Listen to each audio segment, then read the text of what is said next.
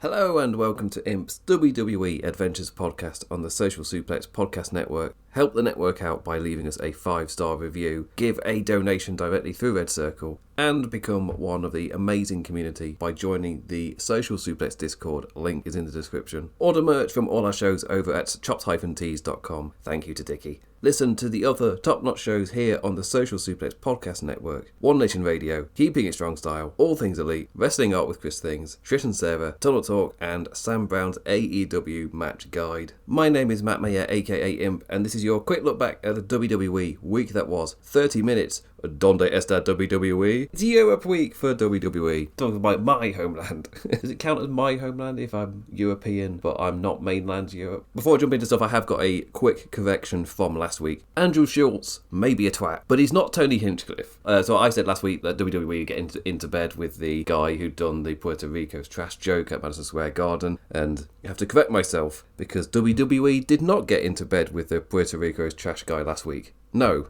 They did that this week. It's like, oh, okay. There's just no avoiding it. There's just no avoiding the right-wing moves WWE are making as of late. Tony Hinchcliffe has been confirmed to host a WWE roast on WrestleMania week, which has resulted in Sami Zayn catching strays for being on the show as well. Undeniable moves within a certain political direction. But I did want to correct last week. I said that Schultz was... I obviously had got him mixed up with a different comedian, but by the time I'd got to here, they'd already... WWE had already signed up to actually do something with the actual guy. So technically my statement was correct, just not about Andrew Schultz. Also in another move, just hit the ground running on just all this positive kind of vibes of WWE. AEW aren't competition, but both All In and Forbidden Door received counter shows and programming. I'm sure it's just touring promotion coincidences over and over and over every time.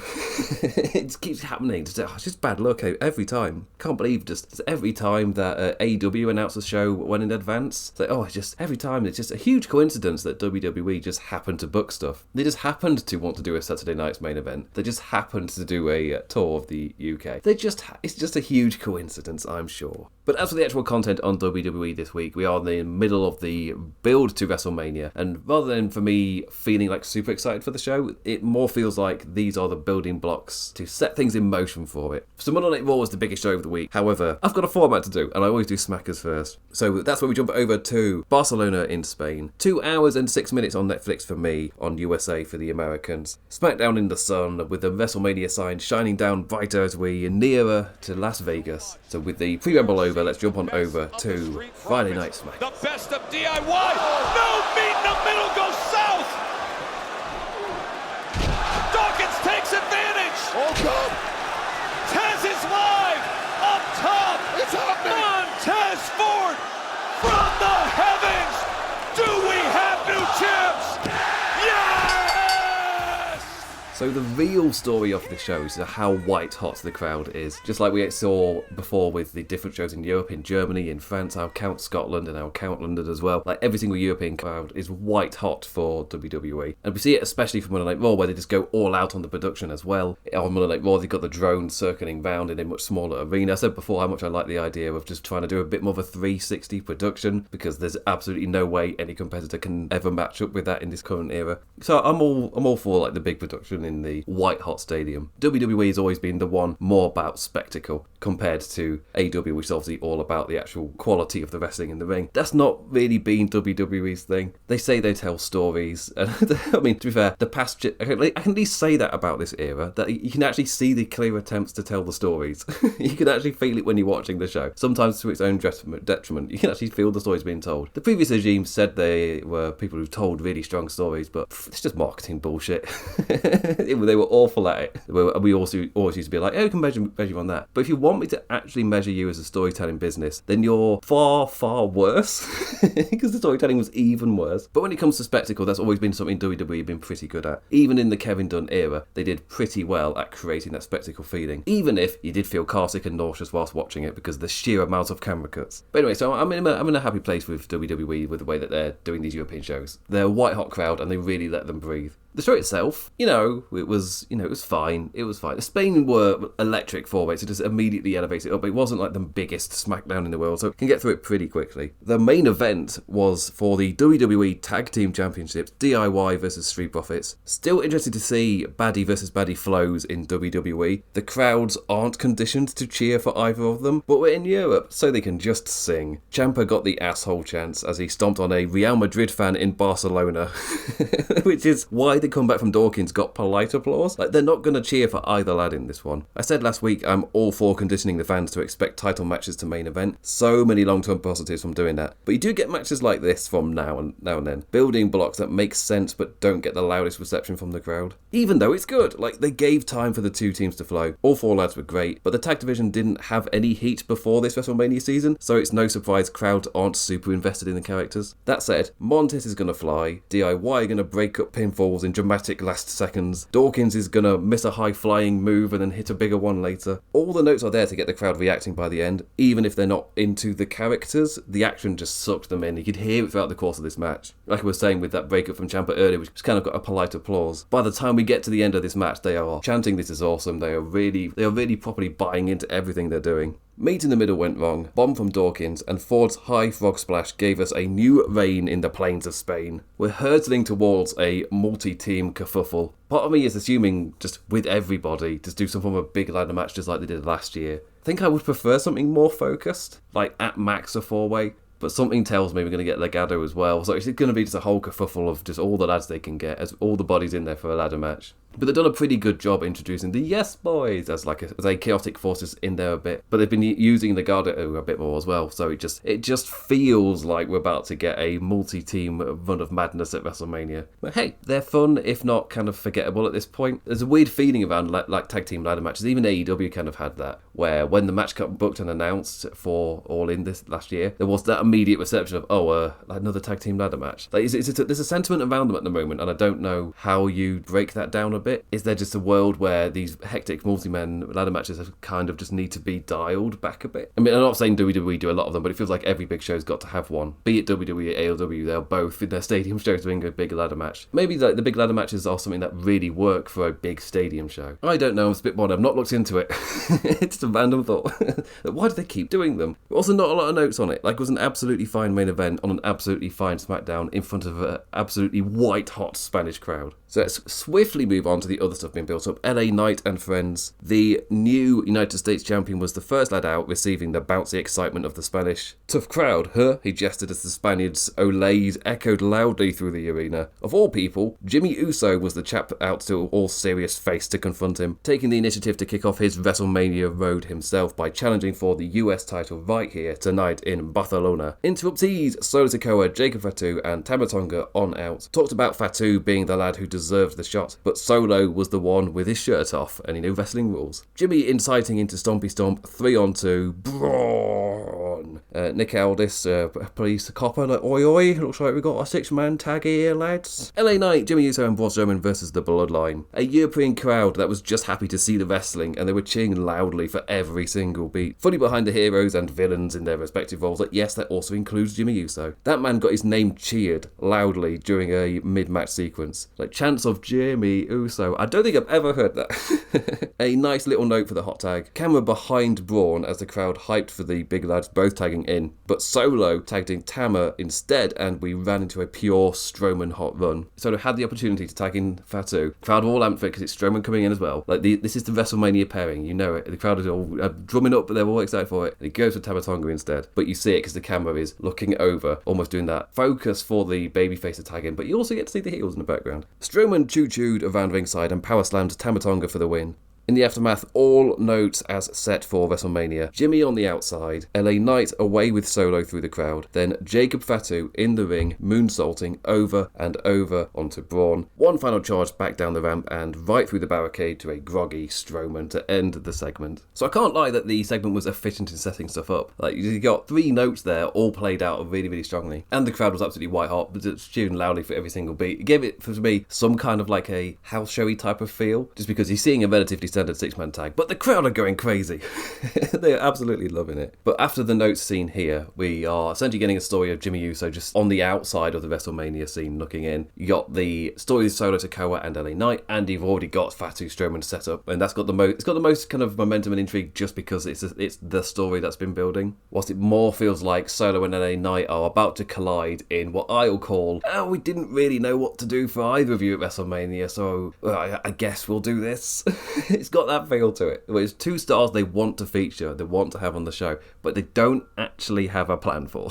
So, you know what? Things have actually settled relatively well. We can put them in here. And this segment did a really good job of directing us in that way. It can make it feel more personal by interjecting Jimmy Uso into it in some way, especially since Jimmy and LA Knight were dancing in the Elimination Chamber qualifying runs as well. There's stuff to dance there with. That said, for me, that was the absolute hot point of SmackDown. A relatively standard, fun enough, a 6-man tag that the crowd were going crazy for to every single beat. The rest of the show, it's fine. But with having the tag team titles main event, that meant that you could spread your biggest stars throughout the middle of the show. So the normal lull that we'd have, if you're playing WWE GM mode on the new WWE 2K game, in the middle, you meant to have your kind of like lesser matches or whatever. That meant that this SmackDown, in their, what I'll call its lesser segments, still had big stars and still were putting over the bigger matches, whilst it used either end to set up new stuff, be that the IC title scene or the tag team title scene. They were the bookends of the show, with those lesser titles. In the middle, you got all your main event bigger matches. You got Tiffany Stratton, Charlotte Flair, you got Cody Rhodes in there too, you got Randy Orton setting up his Kevin Owens stuff. Like, the biggest matches were in that lull in a way, which meant that the middle of SmackDown didn't feel as big of a lull as it normally is, because it's your biggest stars, it's your biggest storylines like carrying that momentum through. It was just a flow that we never got in the past era. It's not that I'm saying that it's the best flow in the world or something, but especially on a weekly show, it's nice to see a rotation like that, just to see that those spots can be given to people other than the biggest stars. But on a weekly show, like, why not have the tag titles main event? Why not open setting up an IC title scene or your big monster brawl? So let's jump through those kind of like middle of the show segments. The first one I'll talk about is Miz TV, Cody Rhodes, the guest star. Stratton and Flair had a brawl after the Charlotte Flair vs. BFAB match, which I mentioned a bit later in the other notes, but they continued their brawl on out from the segment prior, back out onto the stage when Miz tried to speak. The commentary shouting, "We've got a blonde bash in Barcelona." Picture perfect swanton off the Tron for the crowd going crazy, and then the Miz gets to react to it. It's like, oh boy, wasn't that exciting? Or however people from Ohio speak. I can't do it. I don't know how Ohio acts. The crowd absolutely loved it. Not my accent, the swanton. And yes, talk shows in WWE, to me now they do feel like an outdated trope of the previous era. They feel archaic in a way. But doesn't that just describe The Miz perfectly? He's a man of a bygone era who's still doing the shtick of that time. If there's one thing I'm really happy to kind of seen died away in the Triple H era as he takes things to be a little bit more serious and a bit more metal. Oh yeah, long sweaty hair motorbikes. Oh. Talk shows dying is something I'm absolutely fine with. I've always found talk shows in wrestling just so cheesy, so corny, and kind of just seeing them just fade to the background, haven't missed them at all. Because sure, you might expect them to be dialed back a bit, but for there to be just so few, it's just nice, it's nice. But the segment being Miz TV, it gave a format to Cody for being on the show, a chance for the crowd to sing every lyric of his theme, beat up the Miz for stopping the whoa from happening, and for commentary to remind us of John Cena's radio silence ahead of Raw. But yeah, it's just a very, very easy way just to get someone in the ring for Cody Rhodes to beat up and for just remind us ahead of Monday Night Raw what's about to happen. Not really the greatest segment. Really the Flair and Stratton stuff was the more right home stuff, because this was mainly just a promotion for Monday. Randy Orton versus Carmelo Hayes was another part in the middle of the show. Randy Pandy's first match back was another opportunity to sing. Not that Western Europe has any country that turns down an opportunity to sing. Mello springboarding and bouncing the absolute perfect lad for Orton to face in a return bout. The back springboard caught and span with the patented power slam looked great. Plus Mello has a ton of head and neck based offense for Randy to go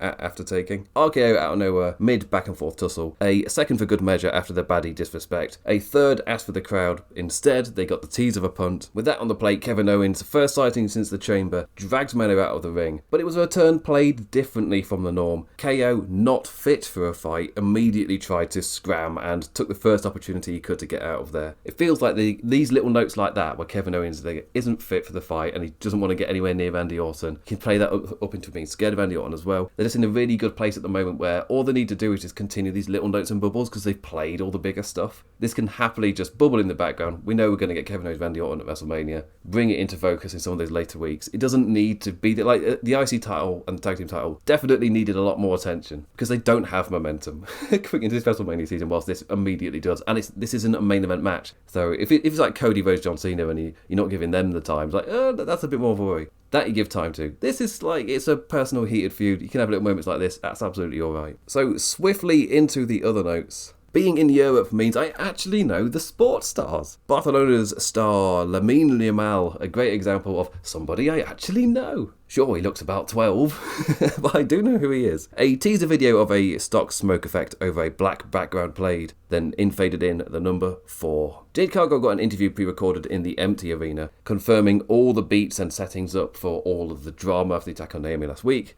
The interview was interrupted by Liv and Raquel, because they were the two being blamed. Paul Heyman got to promote the video game, as he kept saying over and over again. He's a man of a certain age. I normally buy one of the WWE 2K games like every 4 years, but then we got last year's game on PlayStation Plus, so I don't know if that counts as towards my personal rhythm. I shouldn't be buying one till 2026, but I've got 24. Does that mean I go to 28? But I didn't buy it. It was on PlayStation Plus. Well, sure, but PlayStation Plus costs like 60 quid, so that's not free. But yeah, anyway, it's a debate I have to have for myself and not on air. His promo got booed when he said Roman is set for the next week in Italy, saying, it's not like Mussolini's there to stop you crossing the border. It's like, topical coming from an American right now. Also, EU citizens are granted to travel between each other, stronger together and all that. Even though I'm a UK citizen, I'm eligible for an Irish passport, so your man's got EU travel privileges, baby. A half Spanish promo from BFAB ahead of her being Charlotte Flair's wee little showcase match. A wee hope spot, but quickly into the figure 8 and not let go to summon out Tiffany Stratton. Like this and Gunter Jey Uso continue to be booked practically identically. But this did build up into the Swanton thing, which bled into the Miz TV segment as well. Drew McIntyre got a VTR play directly to camera on Damian Priest. Then Priest talked to Aldis and Nakas nearby, a little Spanish and a little match, which was a staging for McIntyre to get in his beating. Our World Heavyweight Champion Gunter played the other sports team is better promo to get the heat and inform everyone about A-Kid/Axiom. But it's sports heat I actually get. I actually understand Barcelona Real Madrid. It means something to me compared to every single sports team in America, which means absolutely nothing. Giving the crowd their local lad to cheer and smartly pairing him with a familiar dance partner. Axiom got his hot flow after the break. The crowd so up for the hope spots, then so loud after the dropkick power bomb from the Austrian was kicked out of. I don't watch NXT, so I went ooh at Axiom's golden ratio finisher, which is basically a running, flying super duper kick. Don't worry, Gunter went into serious mode and just clobbered the man to death for the win. The crowd are so conditioned to the flow that Gunter choking out Axiom got cheered because in their mind that meant, oh, it's Jey Uso time. So, it's wise for no Jey at this time. Prove you've done it too much. Time to play with that rhythm. This time Gunter just chokes the Spaniard out. Like it's fine. Absolutely fine. Jey Uso can't save everybody. And that was Friday Night SmackDown. I'd call it, if this aired in America, I'd just call it a competent building show. Nice to see a rotation of your mid-card stuff, main eventing and opening the show with your big lads in the middle. However, the fact that it is, other than that, it's a very, very standard episode of SmackDown. One of those ones which would be absolutely fine to skip if you're don't feel like tuning in every single week on the road to WrestleMania. Absolutely fine too. Apart from the fact that the Spanish crowd were incredibly loud all night, just like the fans were in France for Backlash, just like the fans were in Germany, just singing and having an amazing time, reacting to everything. They're like perfect crowds for WWE. It's not just making noise and getting themselves over. Like they say, talking about with the opening tag match, they're cheering and they're booing like the heroes and the villains respectively. They're in on everything. It's like a perfect crowd. And Belgium's exactly the same. So it's almost like two different reviews of the show.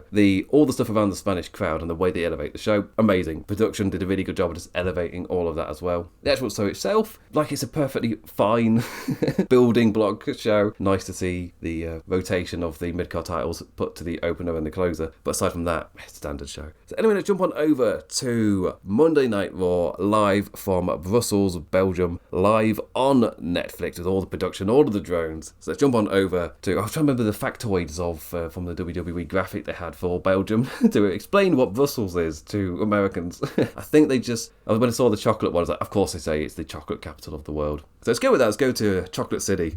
They don't want me to call it that. Go to Chocolate Town for Monday Night Raw.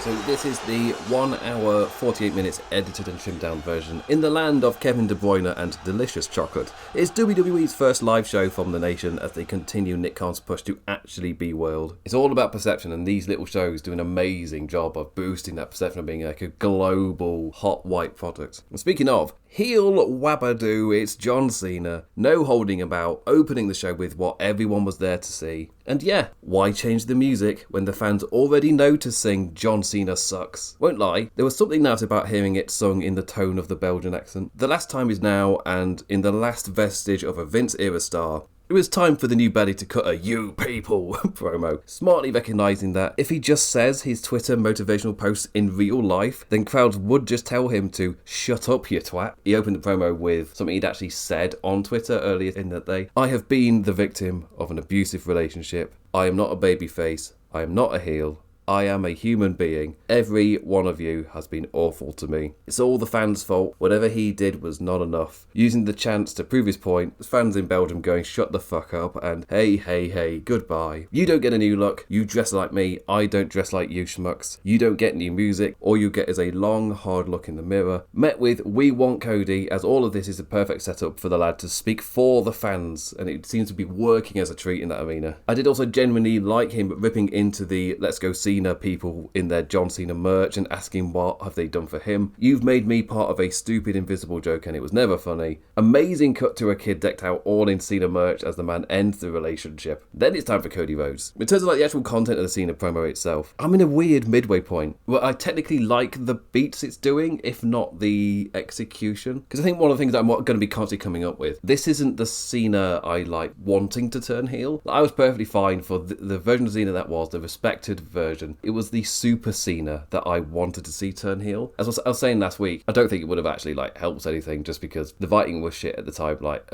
I'm not really sure the heel turn for Cena like would have massively helped, just because the writing would have still been shit.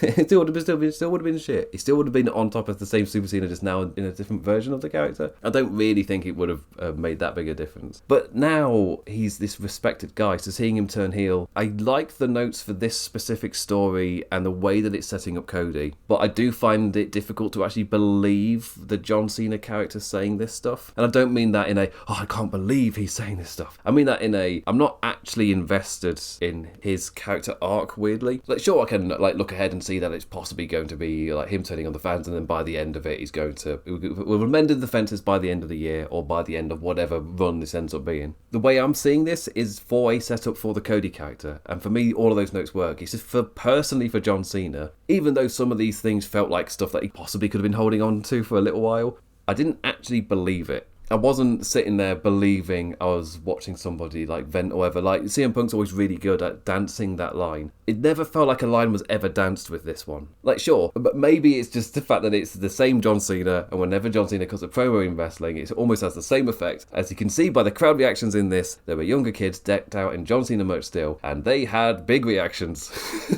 Some of them just amazing for the cameras to cut to. Then I sit there and I'm being like, well, I like that nerdy reaction of, I appreciate the beats, but I don't actually believe the performance that's happening. I'm not getting invested into it, really. I'm more going, oh yeah, that's a nice line. Oh yeah, that works. I'm not like in. I'm not like invested into it. Cody comes out and I'm right in there and I believe everything that he's giving to me. So that's why I'm kind of split, where I do actually like the beats, but I didn't believe the performance. I wasn't there. I'm not believing the guy himself doing any of this stuff. I don't know if it was because it, in a way, kind of feels a bit safe. But that also, technically, I immediately was able to do a little patch and go, yeah, but I like that just because that makes him feel like that last kind of shining star of the previous era. Like, stuff like this would have been how it would have been written back then. Just a bit shit. It's just, in a way, it makes him feel even more of a representation of the era that he was the leader for. So let's jump to the current leader, Cody Rhodes. Wrestling has more than one royal family, played right as John said, and there's nothing you can say, nothing you can do, because you know I am right and you are wrong. Right on cue, there's Cody to represent the crowd with things to say and things to do. Who the hell are you? Where's the guy on this shirt? Instead I got this. Well, this better not show up at WrestleMania. Go find John Cena, because I want to face him at WrestleMania 41, not this wily bitch. The crowd all as one sang Cody's name, something they never did for John Cena, taking the piss and all waving as they sang Hey Hey Hey Goodbye, with the production staying on Cena in the aftermath. Really enjoyed this, especially as the crowd all as one were just chanting for Cody, and John Cena always got the dueling chants. He never had that all-together love that Cody Rhodes seems to get from these crowds, and just putting that on full display, then staying on John Cena afterwards, I thought was a really good touch. Just a nice little look into what's actually getting to him. And I like that idea where it is trackable, where the moment he kind of snaps is when he loses the Royal Rumble. Because it's like when John Cena says all this stuff and he hypes up and he says he's going to do the thing, he normally would then go on and actually win the Royal Rumble or actually have this big moment. And perhaps the Royal Rumble was his breaking moment. That was when the character had his snap. And then Elimination Chamber, the opportunity presented itself. Michael Cole then given the time to rant as the big Cena fan he always was. The go ahead to say bitch again, which really doesn't need to be bleeped out on the global edit Netflix. It's really not a thing for us. So yeah, segment I'm caught in two minds for. It did a good job of making it feel like a big deal. Good job in playing the beats I want to see played to it. But they get a second stab at the performance in Glasgow, Scotland. Sorry, I said it wrong. In Glasgow, Scotland. Is that alright, Maher? Glasgow. That's why I'm caught. I like what it's setting up. So it's a positive for the building up of a road to WrestleMania. And maybe this is just a reminder of why I partly didn't like the Cena character. Maybe it wasn't just the crap writing he was given, of which he was given. But anyway, let's jump on over to the rest of Monday Night Raw, which was a very much similar notes to SmackDown. The biggest attraction of the week, the John Cena heel turn, the first time we're going to get to see him in any form since the moment at the Elimination Chamber. But similar notes to SmackDown, where it's almost like a building block Raw, and it's like the rest of the show, you just kind of skip it. Like, it's fine. Like, you can watch the John Cena promo on YouTube, you don't need to tune into this show. Women's World Championship contract signing, Bianca Belair and Io Sky, and Rhea Ripley. Like, I've put this second, but this came in quite late in the show. Contract signed, all without any trouble, words shared between the amicable competitors Bianca Belair and Io Sky. This is My Brutality, played on Titantron, all breaking down as Io had enough of Rhea and Bianca's arguing. Accidental Bianca hand to Io's face. On purpose, Rhea Ripley headbutts to Bianca, powerbomb onto the table, which doesn't break, but it still looked good, so all grand. Ripley then signed the contract too and took it backstage with her as Pierce chased, shouting, "Give it back!" And Cole went really strong on commentary about how that's clearly not an official way to put yourself into a title match. Like, it's not going to be.